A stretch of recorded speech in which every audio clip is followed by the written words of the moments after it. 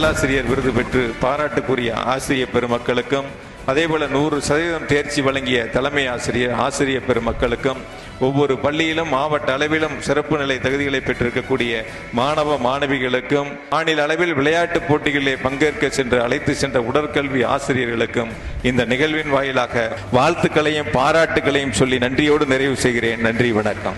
10th வந்து நிறைய mark எடுத்திருக்கேன். அதனால எங்க கூட்டு பிரைஸ் தராங்க. பிரைஸ்ல வந்து கேடையும் கேஷ் பிரைஸ் அப்புறம் வாட்ச் கொடுக்குறாங்க. இது வந்து எங்களுக்கு ரொம்ப மோட்டிவேஷனா இருக்கு. ஆசிரியர்களுக்கு ஒரு நிறைவு பரிசும் வழங்கப்பட்டது. 2700 ஆசிரியர்கள் மாணவர்களா வந்திருப்பாங்க.